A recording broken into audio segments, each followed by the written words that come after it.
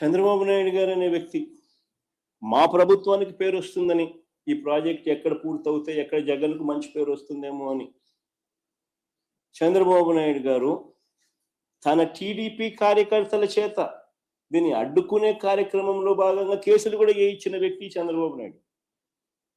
Telugu Desam party కార్యకర్తలు తెప్పించినాడు. అది తెలంగాణ నుంచి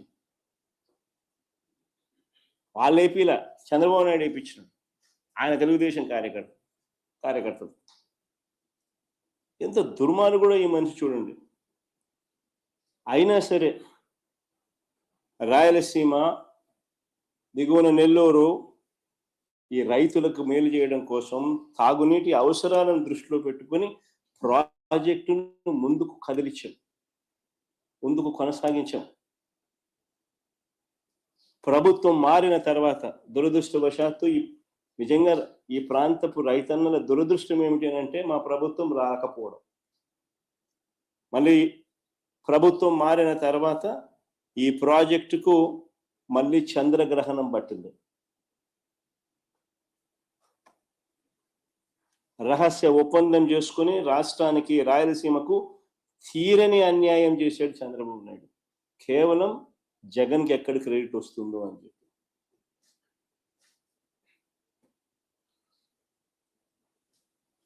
ఎన్జిటి అభ్యంతరాలు, అసలు ఎన్జిటి అభ్యంతరాల తర్వాత ఈఏసి అని central government expert appraisal committee అని సెంట్రల్ గవర్నమెంట్లో ఎన్వైరన్మెంటల్ ఎక్స్పర్ట్స్ దగ్గర ఎన్వైరన్మెంటల్ కమిటీ మీటింగ్లో ఈఏసి జరుగుతుంది. ఈఏసి 3 డేట్స్ నవంబర్ 2024 ఒకసారి సమావేశమైంది. జనవరి మళ్ళీ 2 నెలల తర్వాత జనవరి 2025లో మళ్ళీ సమావేశమైంది. మళ్ళీ మూడోసారి ఫిబ్రవరి 27, 2025 సమావేశమైంది. 3 సార్లు మీటింగ్ పెడితే చంద్రబాబు నాయుడు గారు రాష్ట్ర ప్రభుత్వం తరఫున కనీసం నోరు మెదపలేదు. దగ్గరుండి రాయలసీమ లిఫ్ట్ను కూని చేశాడు ఈ పెద్ద మనిషి. డిఫెండ్ చేయాల్సిన ఈ ప్రాజెక్టును డిఫెండ్ చేయకపోగా కూని చేశాడు ఈ పెద్ద మనిషి చంద్రబాబు నాయుడు, నోరు మెదపకోకుండా వదిలేయడంతో. డేట్ల మీద డేట్లు ఇచ్చి స్టేట్ గవర్నమెంట్ ఆసక్తి చూపకపోవడంతో ఆ ప్రాజెక్టును కూని చేసే కార్యక్రమంలో చంద్రబాబు నాయుడు ఏకంగా కత్తి పెట్టుకొని కూని చేశాడు.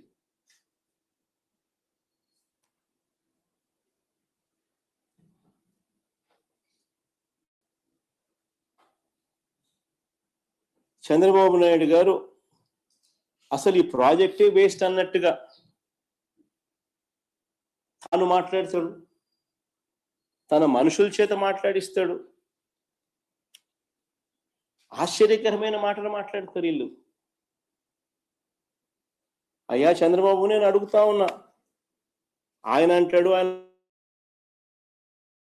మంత్రి అంటాడు, శ్రీశైలం డెడ్ స్టోరేజ్ లో ఉండేది 34 టీఎంసీలే, అందులో ఏపీ వాటా 22 టీఎంసీలే, దీనికోసం లిఫ్ట్ ఎందుకని చంద్రబాబు అంటాడు. అయ్యా చంద్రబాబు, నీవు అసలు మనిషివేనాయా? నీకు అసలు బుద్ధి జ్ఞానం ఉందా అని అడుగుతా ఉన్నా. డెడ్ స్టోరేజ్ సంగతి దేవుడు ఎరుగు.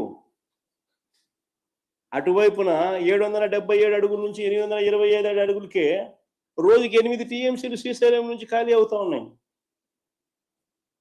881 అడుగులు ఎప్పుడు చేరుతాయి?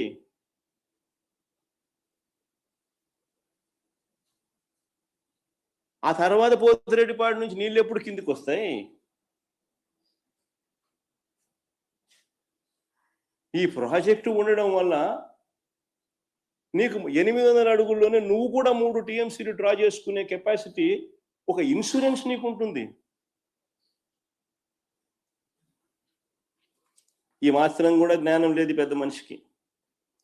ఇంకా చంద్రబాబు నాయుడు గారు ఇంకా ప్రాజెక్టును ఇంకా కన్ఫ్యూజన్ క్రియేట్ చేయాలనే ఉద్దేశంతో ఈ పెద్ద మనిషి చంద్రబాబు నాయుడు గారు రాష్ట్ర ప్రయోజనాలను, కరువు పీడిత రాయలసీమ, నెల్లూరు ప్రయోజనాలను చులకన చేసి కూడా మాట్లాడుతూ ఉన్నారు. ఆ లిఫ్ట్లో ఆ స్టెబిలైజింగ్ రిజర్వాయర్లు అంటాడు స్వామి. రిజర్వాయర్లు కాదు స్వామి కట్టిందాడా, స్టెబిలైజింగ్ రిజర్వాయర్లు. అవి కట్టకపోతే కుప్పంకు, చిత్తూరు జిల్లాకు తాగునీళ్లు కూడా పోవు.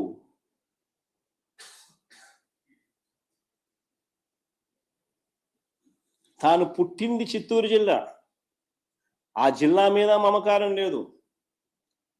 కుప్పం ప్రజలు ఓటు వేసి గెలిపిస్తే ఆ కుప్పం ప్రజల మీద ఆ కృతజ్ఞత కూడా లేదు.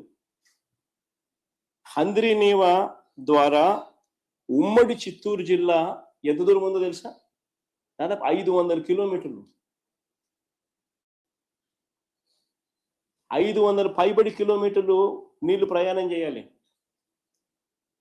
పూర్తిగా టేలెండ్ లో ఉంటుంది. దీన్ని అధిగమించడం కోసం అని చెప్పి ఆ చిత్తూరు జిల్లాకు నీళ్ళు ఇవ్వాలని, ఆ కుప్పంకి నీళ్ళు ఇవ్వాలని, దీన్ని అధిగమించడం కోసం అని చెప్పి జిఎన్ఎస్ఎస్ ద్వారా గండికోటకు నీళ్లు వస్తే అక్కడ లిఫ్టులు పెట్టి హెచ్ఎన్ఎస్ఎస్ లోకి మరిన్ని నీళ్లు పంపి తద్వారా చిత్తూరు జిల్లాలోని తంబల్లపల్లె, మదనపల్లె, పీలేరు, పుంగనూరు, కుప్పము, చిత్తూరులకే కాకుండా రాయచోటికి నీళ్లు ఇవ్వడానికి ఈ పనులు చేశాం. దాంట్లో భాగంగానే ఈ స్టెబిలైజేషన్ రిజర్వాయర్లు. అసలు వీటి కెపాసిటీ